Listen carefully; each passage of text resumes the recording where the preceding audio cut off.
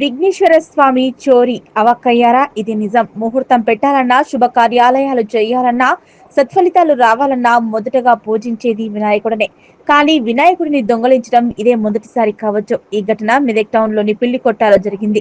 వినాయక విగ్రహాల విక్రయం స్టాల్ ను ఏర్పాటు చేశారు. ఈ ఘటన చంద్రభవన్ కాంప్లెక్స్ లో 3 రోజుల క్రితం జరిగింది. ఆదివారం తెల్లవారుజామున 3 గంటలకు జరిగినట్లు యజమాని సురేష్ తెలిపారు.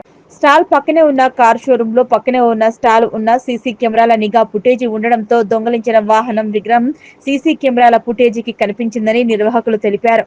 ఈ విషయం టౌన్ పోలీస్ స్టేషన్ లో ఫిర్యాదు చేసినట్లు యజమాని తెలిపారు.